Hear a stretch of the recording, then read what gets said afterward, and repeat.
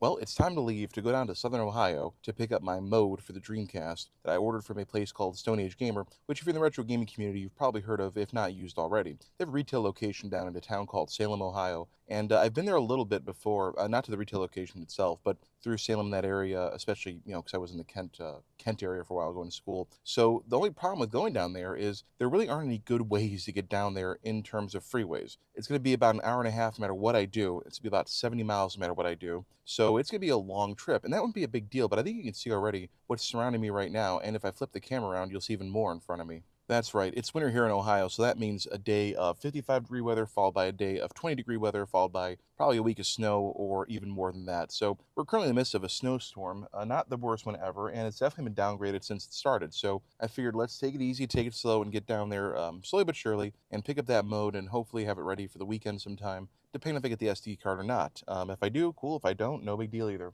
So we're going to pack this up here. We're going to get going. We're going to get the GPS all set up. And hopefully next time you see me, it'll be in Salem, Ohio, outside of Stone Age Gamer. Either way, I'll try to get some footage on the road. We're somewhere in Edinburgh, Ohio. We're about 25 minutes out.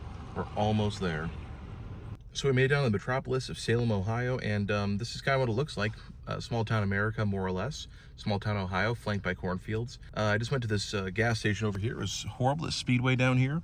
It was disgusting, and I don't want to ever do that again.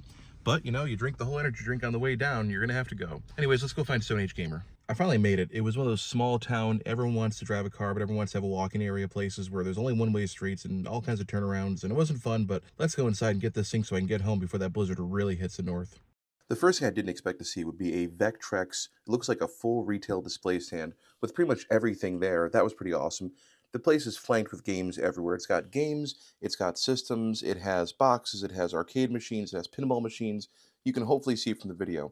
I really don't like filming in public that much. I don't want to make people uncomfortable, so I try not to do it very often, but I felt the need to at least try to capture a fair amount of this and what they had. I believe it's a sealed copy of World of Warcraft over there with a special edition, but obviously in the glass case you have all your either sought after games or your heavy hitters. This was cool though. On the back wall they had this like little museum over there, and you can see it's pretty much examples of all the most popular things, accessories that came with each of these consoles at the time, or like what made them famous. The PSX, most people don't know what that is. Never came out in the US as far as I know, but it was a really interesting thing to see all this stuff together. Original boxes everywhere. I was actually impressed by just how much stuff they had down there. I don't even know what that is. Some of these consoles, I had no clue what they were. Some kind of laser disc thing down there. I forget what that is, but not something I'm really aware of. But yeah, just a ton of games down there, and I didn't have a lot of time to burn. I was trying to avoid the blizzard, which if you watch the whole video, you'll find out I didn't. And I didn't really want to make people uncomfortable filming, so kind of just wandered around a little bit here. Obviously, my trip would have taken less than 3 minutes if I hadn't wandered around for a while, because I was simply picking something up. They have so much stuff, I really couldn't get it all. Here's aftermarket shells for your systems. They do some light modification work, a lot of accessories, a lot of game systems, just stuff everywhere. Special editions I've never heard of, special editions I've never seen, just everything you'll ever want, and then some at this store down here. Bloodborne game, Sega, looks like the retail setups, the Xbox retail setups for the demo units. Just amazing stuff everywhere. I couldn't capture it all. I need to go back down here sometime in the future and really spend some time in the store and hopefully bring some money down there because there's a few things I wanted. We're leaving here. We got our CRT display, and at the top is one of those CRTs, some kind of gaming CRT. I don't know, but yeah, there was a great time in the store. I'm looking forward to going back there sometime soon. All right, so we survived our trip down to Salem, Ohio, and of course I had to pick up something extra there, a Striker DC, and hopefully you'll see in the video that they have a bunch of heavy hitters here. Like this place, I could spend thousands of dollars, an hour or two in there at least, going through all the awesome stuff they have. But let's look at what I actually came down here for, and that is right over here, the optical disc emulator for the Dreamcast. So now we're gonna get home, and hopefully we can make it in one piece because the snow's picking up down here, but back home we probably have about 4 to 6 inches. So wish me luck, and we'll see you hopefully back in the house. Well, we finally made it home, and thank God we did.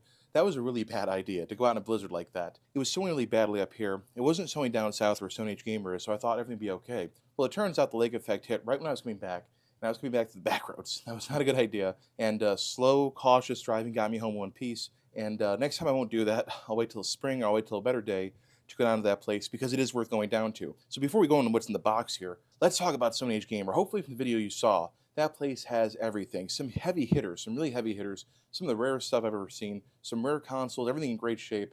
Friendly people down there, friendly guy I was talking to for a little bit. But in general, it's a really, really nice place down there. If you're in Ohio, it's definitely worth the trip down to Stone Age Gamer to check out what they have down there and to spend some money with them, at least in my opinion. So from that company, I picked up a few things. I bought another one of these Retro Fighters DC Striker gamepads when I was down there because I like these. They're good for Dreamcast. I got the installation bracket I need for that mode thing. Comes with instructions online from the website and some screws to hold it into the actual Dreamcast. This is a curiosity. They had these Dreamcast vertical stands, so I picked up one of these too while I was down there. I thought that might be interesting because without an optical drive, you don't have to worry about the Dreamcast being vertical or horizontal, so it could be cool. And finally, this mode right here. This is the expensive part. So, anyways, I haven't even put the box yet. I was so shaky getting home that I haven't bothered to even look at what the thing looks like. It's just a board, I'm sure, but a quite expensive board at that. So there's a bunch of warnings. We'll ignore those. Got some cabling here, some standoffs, all kinds of stuff. And then we got this bad boy right here, the actual optical drive emulator itself.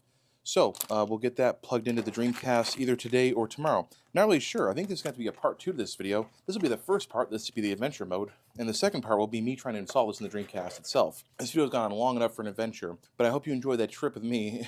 One of the worst days I could have possibly chosen to go down to Salem, Ohio to visit Stone Age Gamer and pick up this mod for the Dreamcast. But it was a fun little ride while the weather was good, and it's definitely a place I'll go back to in the future.